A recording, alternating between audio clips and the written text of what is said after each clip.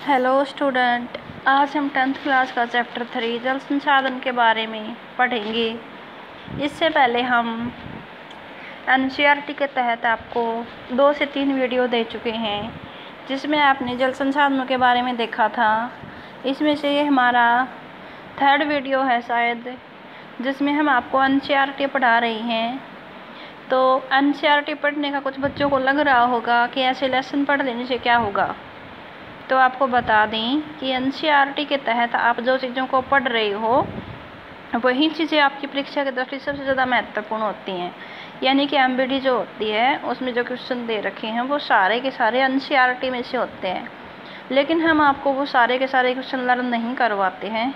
उनमें से हम कुछ क्वेश्चनों को चुन के आपको देते हैं कि ये वाले महत्वपूर्ण है, ये कर लेना। लेकिन हम पक्का से और नहीं कर सकते कि परीक्षा में आपकी कौन सी चीज़ें आएंगी, कौन सी नहीं आएंगी। इसीलिए हम आपको एनसीईआरटी पढ़ा रहे हैं, ताकि जो चीज़ें आपके एमबीडी में से छूट जाती हैं वो आपकी लेसन पढ़ते वक्त आपके दिमाग में रहेंगी और उनको आप समझ जाओगे। तो आज हम पढ़ेंगे नर्मदा बचाओ आंदोलन के बारे में।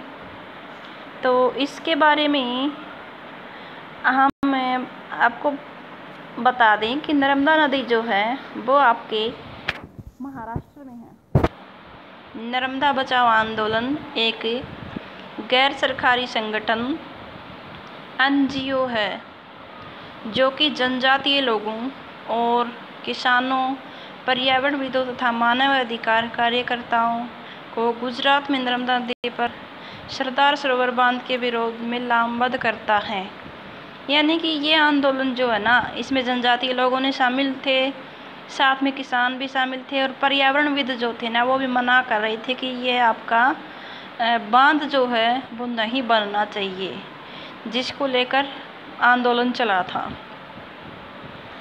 तो ये है आपका मानवाधिकार कार्यकर्ताओं को गुजरात में नर्मदा नदी पर सरदार सरोवर बांध के विरोध में इन्होंने ये आंदोलन किया था कि गुजरात में जो नर्मदा नदी है वहाँ पर सरदार सरोवर बांध ना बनाया जाए, क्योंकि उससे बहुत से लोगों को, जनजातीय लोगों, किसानों तथा पर्यावरणविदों को काफ़ी नुकसान हो रहा था।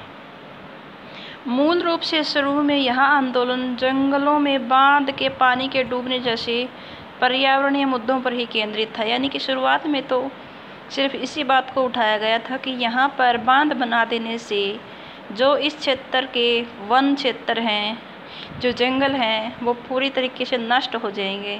तो इस बात को लेकर शुरुआत में विवाद हुआ था।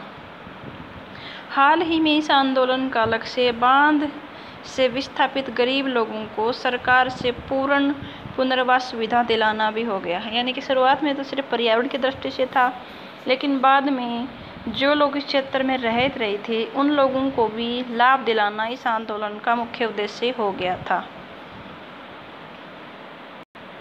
लोगों ने सोचा कि उनकी यातनाएं व्यर्थ नहीं जाएंगी, विस्थापन का शोक स्वीकार किया, यह विश्वास करके कि सिंचाई के प्रसार से वे मालामाल हो जाएंगे। यानी कि बांध बनने से उनको काफ़ी फ़ायदा होगा, ऐसा सोच के लोगों ने बांध बनाने की परमिशन दे दी। प्राय रह हिंद के उत्तरजीवियों ने हमें बताया कि उन्होंने अपने कष्टों को देश के लिए कुर्बानी के रूप में स्वीकार किया है, परंतु अब 30 साल के कड़े अनुभव के बाद जब उनकी आजीविका और अधिक जोखिमपूर्ण हो गई है, पूछते जा रहे हैं हमें ही देश के लिए कुर्बानी देने के लिए क्यों चुना गया है। यानी कि ये आपने थोड़ा सा नर्मदा आंदोलन के बारे में देखा। अब देखिए, सिंचाई के कई क्षेत्रों में फसल प्रारूप परिवर्तित कर दिया। यानी कि सिंचाई होने से जो फसल प्रारूप है उसमें काफ़ी ज़्यादा परिवर्तन आ गया है। जहाँ किसान जल ग्रहण वाणिज्य फसलों की ओर आकर्षित हो रहे हैं, इससे मृदाओं के लवणीकरण, यानी कि मृदा जो है वो धीरे धीरे खारी हो रही है सिंचाई से, जैसी गंभीर परिस्थितियों के परिणाम हो सकते हैं। इसी दौरान इनके अमीर भूमि मालिकों और गरीब भूमिहीनों में सामाजिक दूरी बढ़ाकर सामाजिक परिदृश्य बदल दिया है। यानी कि यहाँ पे क्या हुआ है, अमीर भूमि मालिक जो थे ना, और जो गरीब भूमिहीन जो लोग थे जिनकी भूमि छीन गई थी, में सामाजिक दूरी बढ़ी है और सामाजिक परिदृश्य जो है बदल गया है। जैसा कि हम देख सकते हैं कि बांध उसी जल के अलग अलग उपयोग या लाभ पहुँचाने वाले लोगों के बीच संघर्ष पैदा करते हैं। गुजरात में साबरमती बेसिन में सूखे के दौरान नगरीय क्षेत्रों में अधिक जलापूर्ति देने पर परेशान किसान उपद्रव पर उतर आए थे। यानी कि ये मामला है आपके साबरमती बेसिन नदी का। वहाँ पर सूखे के दौरान नगरीय क्षेत्रों में अधिक जलापूर्ति की जाती थी और गाँवों में कम की जाती थी। तो इस बात से परेशान होकर किसान जो थे वो उतारू हो गए थे उपद्रव करने पर, हिंसा करने पर। बहुउद्देशीय परियोजनाओं की लागत और लाभ के बंटवारे को लेकर अंतर्राष्ट्रीय झगड़े आम बात होते जा रही हैं।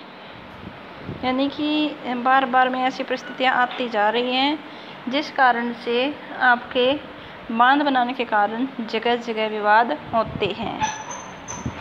इसके तहत आपको यहाँ पे बात की प्रमुख नदियाँ में बांध दिखाई गई हैं। तो ये आपके नीले कलर से जो दिखाई गई हैं ये नदियाँ हैं और इनके ऊपर जो डॉट से दिखाए गए हैं वो बांध हैं। तो देखिए यहाँ पे आपको कुछ बांध दिखा देते हैं।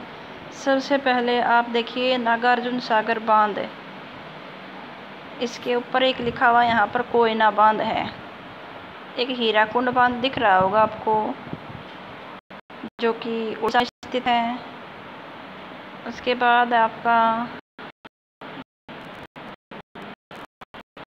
देख लेना, आपको वहाँ पे क्लियर दिखाई देंगे, यहाँ पे देख रहे हैं। तो नदी परियोजनाओं पर उठी अधिकतर आपत्तियाँ उनके उद्देश्यों में विफल हो जाने पर हैं। यानी कि जो आपकी नदी परियोजनाएं हैं उनमें अधिकतर जो आपत्तियां उठी हैं वो उनके उद्देश्यों में विफल होने से उठी, यानी कि उनके कंप्लीट तरीके से उद्देश्य पूरे नहीं हो सकते। एक विडंबना ही है कि जो बांध बाढ़ नियंत्रण के लिए बनाए जाते हैं उनके जलाशयों में तलछट जमा होने से वे बाढ़ आने का कारण भी बन जाते हैं। यानी कि वैसे तो बांध जो बनाए जाते हैं ना वो बाढ़ को नियंत्रित करने के लिए बनाए जाते हैं कि आगे भविष्य में बाढ़ ना आए, उसके पर नियंत्रण पाया जा सके। लेकिन हो जाता है इसके विपरीत, बांधों के पास में जलाशयों के अंदर तलछट जमा होते रहने से बांधों में बाढ़ आ जाती है और जिससे काफ़ी बड़ा क्षेत्र जो है वो पानी में डूब जाता है। अत्यधिक वर्षा होने की दशा में तो बड़े बांध भी कई बार बाढ़ नियंत्रण में असफल हो जाते हैं।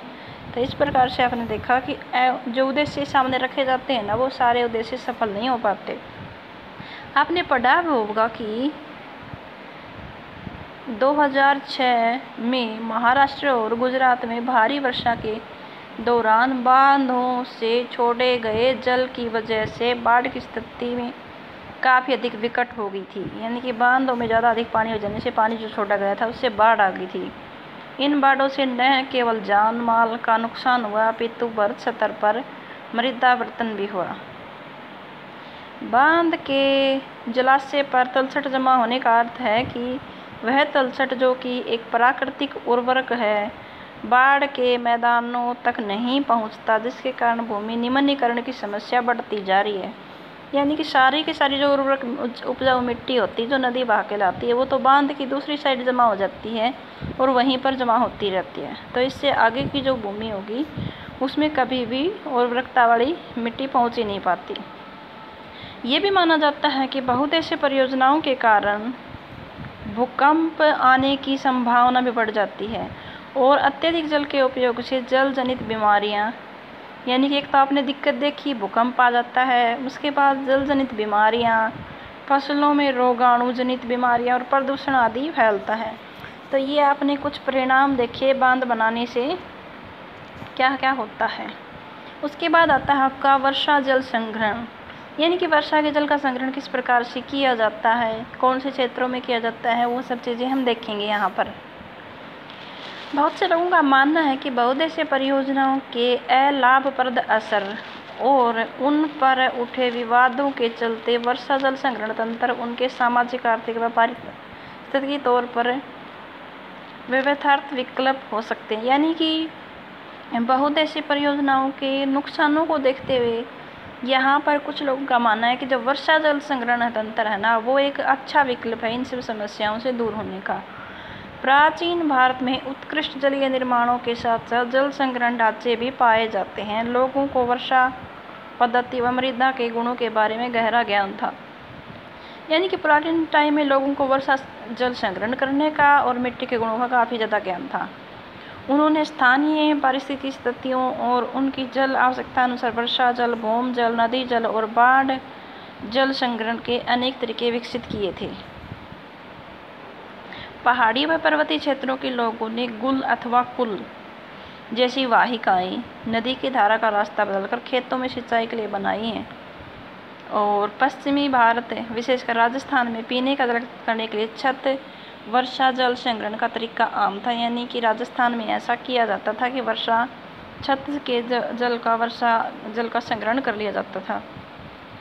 पश्चिम बंगाल में बाढ़ के मैदान में लोग अपने खेतों में सिंचाई के लिए बाढ़ जल वाहिकाएं बनाते थे।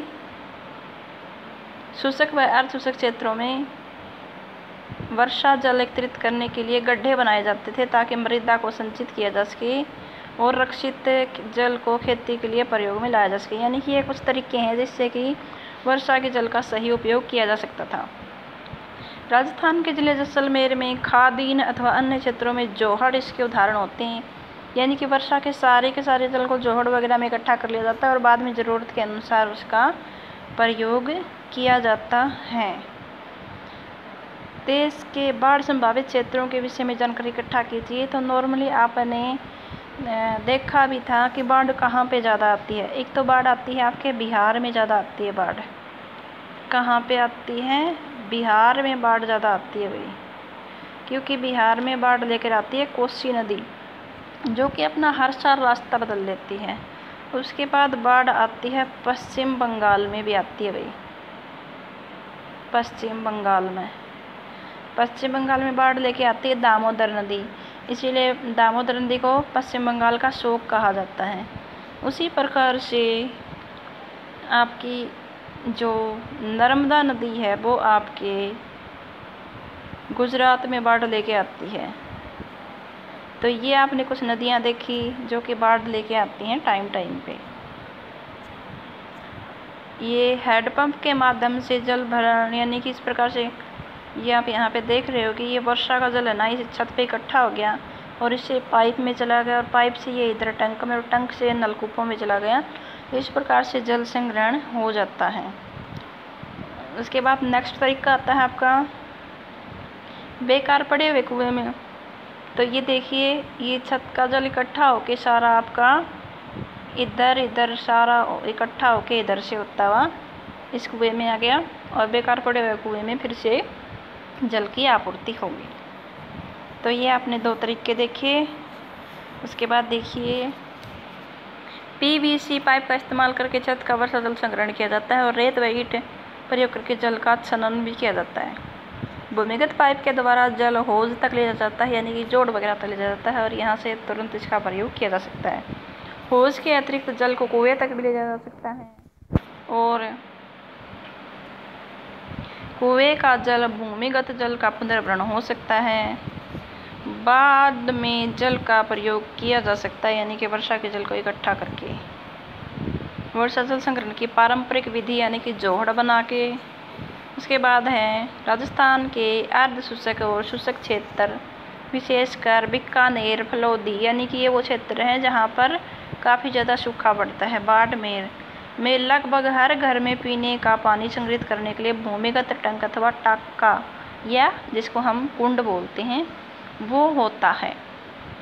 इनका आकार एक बड़े कमरे जितना भी हो सकता है। फलोदी के एक घर में 6.1 मीटर गहरा, 4.24 मीटर लंबा और 2.44 मीटर चौड़ा टाका होता है या फिर कुंड होता है। टंका यहाँ सुविकसित छत वर्षा जल संग्रहण का अभिन्न हिस्सा होता है, जिसे मुख्य घर या आंगन में बनाया जाता है। यानी कि घर के आंगन में इस प्रकार की व्यवस्था की जाती है, टाका वगैरह बनाया जाता है। घरों की ढलवा छतों से पाइप द्वारा जुड़े होते हैं और छत से वर्षा का जल इन नलों में होकर भूमिगत टाका तक पहुंच जाता है, जहां एकत्रित कर लिया जाता है। वर्षा का पहला जल छत और नलों को साफ करने के लिए प्रयोग कर लिया जाता है, उसे संग्रहित नहीं किया जाता और बाद में जो जल होता है उसका सीधा प्रयोग कर लिया जाता है, उसका इकट्ठा कर लेते हैं। मेघालय की राजधानी शिलांग में छत वर्षा जल संग्रहण प्रचलित है। यह रोचक है इसीलिए क्योंकि चेरापूंजी और मासिंगराम, जहाँ विश्व की सबसे अधिक वर्षा होती है, शिलांग में 55 किलोमीटर की दूरी पर स्थित है और वहाँ शहर पीने के जल की कमी की गंभीर समस्या का सामना करता है।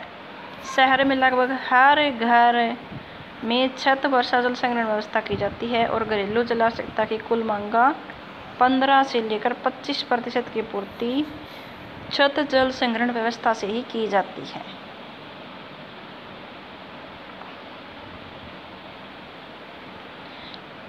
ढाका में वर्षा जल अगली वर्षा ऋतु तक संग्रहित किया जा सकता है।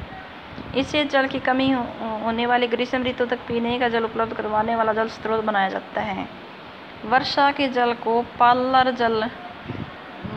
वर्षा जल या पालर जल जैसे कि इसे क्षेत्रों में पुकारा जाता है अलग अलग नाम से। प्राकृतिक जल का शुद्धतम रूप समझा जाता है, यानी कि वर्षा का जल जो होता है ना, वो सबसे शुद्ध जल माना जाता है। कुछ घरों में तो टांकों के साथ भूमिगत कमरे भी बनाए जाते हैं, क्योंकि जल का ये संग्रहण उन कमरों में भी ठंडा रहता है, जिससे ग्रीष्म ऋतु में गर्मी से राहत मिलती है। यह दुख की बात है कि आज पश्चिमी राजस्थान में वर्षा जल संग्रहण की रीति इंदिरा गांधी नहर की उपलब्ध 12मासी पेयजल के कारण कम होती जा रही है, यानी कि अब वहाँ पर इतना ज़्यादा जल संग्रहण नहीं किया जाता, क्योंकि अब वहाँ पर इंदिरा गांधी नहर निकाल दी गई है, जिससे वहाँ पर अब पानी की कमी कम महसूस की जाती है। हालांकि कुछ घरों में टैंकों की सुविधा अभी भी है, क्योंकि उन्हें नल के पानी का स्वाद पसंद नहीं है। सौभाग्य से आज भी भारत के कई ग्रामीण व शहरी क्षेत्रों में जल संग्रहण का ये तरीका प्रयोग में लाया जाता है। कर्नाटक के मैसूर जिले में स्थित एक सुदूर गांव गुंडाधूर में ग्रामीणों ने अपने घर में जल की आवश्यकता पूर्ति हेतु छत वर्षा जल संग्रहण की व्यवस्था की हुई है। गांव के लगभग 200 घरों में ये व्यवस्था है और इससे गांव ने वर्षा जल संपन्न गांव की ख्याति अर्जित की हुई है। यहाँ प्रयोग किए जा रहे वर्षा जल संग्रहण ढांचों के बारे में अत्यधिक जानकारी के लिए चित्र 3-4 में देखें। इस गांव में हर वर्ष लगभग 1000 मिलीलीटर वर्षा होती है, जो 10 भराई के साथ यहाँ संग्रहण क्षमता 80% है। यहाँ हर घर लगभग 50,000 मीटर जल का ग्रहण और उपयोग करता है। 20 घरों द्वारा यह जल लगभग आपका 1 करोड़ या समथिंग जो भी बनता है लीटर जल एकत्रित कर लिया जाता है। तो ये देखिए यहाँ पर आपको दिखाया गया है कि ये देखिए सभी मकानों की छतों को पानी को एक जगह इकट्ठा किया जाता है। ड्रिप बाद सिंचाई प्रणाली ये आपकी मेघालय वगैरह पहाड़ी क्षेत्रों में होती है। उसके बाद आता है आपका, आज हमारा लेसन कंप्लीट हो गया ये वर्षा जल संग्रहण वाला। और कल आपको हम बुक में से भी, मतलब आज हम आपको बुक में से भी जो आपके मल्टीपल क्वेश्चन बनेंगे वो देंगे।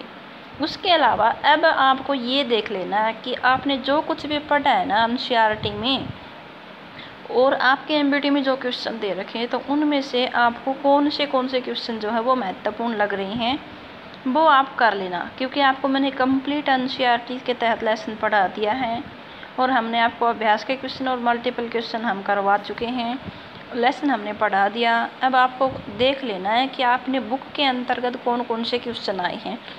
जैसे कि आपका नर्मदा बचाओ आंदोलन आया था, वर्षा जल संग्रहण कैसे किया जाता है, वो सारी चीज़ें आप कवर कर लेना। देखिए क्या है, यहाँ पे तमिलनाडु देश का एक मात्र राज्य है जहाँ पूरे राज्य में हर घर में वर्षा जल संग्रहण ढांचों को बनाना आवश्यक कर दिया गया, यानी कि ज़रूरी है अभी वहाँ पे वर्षा जल संग्रहण करना। इस संदर्भ में दोषी व्यक्तियों को कानूनी कार्रवाई की जाती है। अगर कोई व्यक्ति ऐसा नहीं करता है तो उसको सजा दी जाती है। तो अब यहाँ पर हम आपको विकल्प वाले क्वेश्चन करवा देते हैं, बाकी क्वेश्चन तो आपने खुद से कवर कर ही लिए थे। नीचे दी गई सूचना के आधार पर स्थिति को जल की कमी से प्रभावित या जल की कमी से अप्रभावित वर्गीकृत किया गया है। तो जो क्षेत्र जल की कमी अधिक वर्षा वाले क्षेत्र जो होंगे वो कौन से होते हैं, जल की कमी से अप्रभावित क्षेत्र होते हैं वो। अधिक वर्षा और अधिक जनसंख्या वाले क्षेत्र वो भी अप्रभावित होते हैं। और अधिक वर्षा वाले परंतु अत्यधिक प्रदूषित क्षेत्र कमी वाले। कम वर्षा और कम जनसंख्या वाले कमी वाले। निम्नलिखित में से कौन सा वक्तव्य बहुउद्देशीय परियोजनाओं के पक्ष में तर्क नहीं देता? तो बहुउद्देशीय परियोजनाएं उन क्षेत्रों में जल को लाती हैं जहाँ जल की कमी होती है, तो ये आपका पक्ष में तर्क नहीं देता, मतलब नुकसान बताना है। अभी ये तो फायदा बता रखा है। बहुउद्देशीय परियोजनाएं जल बहाव को नियंत्रित करके बाढ़ पर काबू लाती हैं। बहुउद्देशीय परियोजना में वर्ष सत्र पर विस्थापन होता है और आजीविका खत्म हो जाती है, तो ये वाला जो है आपका नेगेटिव पॉइंट बताता है, नुकसान ही बताना था। उसके बाद आता है आपका यहाँ कुछ गलत वक्तव्य किए गए हैं, उनमें से गलत को पहचानें और दोबारा लिखें। तो देखिए, शहरों की बढ़ती संख्या, उनकी विशालता और संघन जनसंख्या तथा शहरी जीवन शैली ने जल संसाधनों का सही उपयोग में मदद की है, तो यही वक्तव्य जो है आपका गलत है। उसके बाद आगे देखते हैं। नदियों पर बांध बनाने और उनको नियंत्रित करने से उनका प्राकृतिक बहाव तलछट प्रभावित नहीं होता, तो ऐसा नहीं है, प्रभावित होता है। यह वक्तव्य भी गलत है।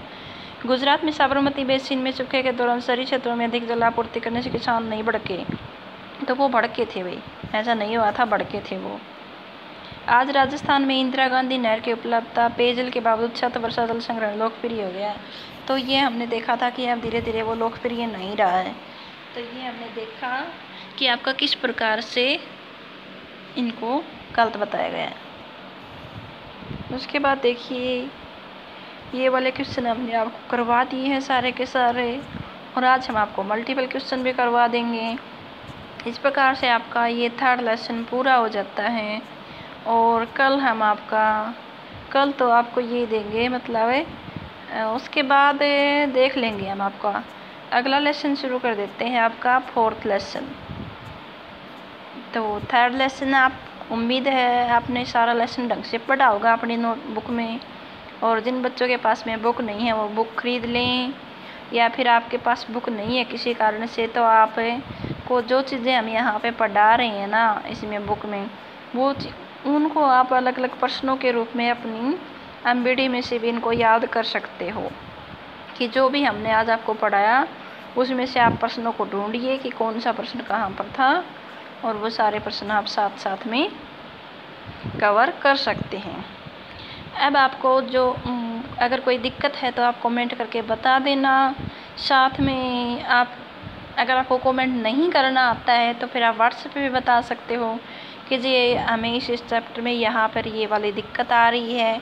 साथ में आपको क्या करना है, जब आप वीडियो को देखते हो तो आपके वीडियो के नीचे आपको एक थंबनेल दिखाई देता है, जिसके ऊपर आपको क्लिक कर देना है, ताकि वीडियो जो है वो लाइक हो जाए और मुझे पता चल जाए कि इतने बच्चों ने वीडियो देख लिया है।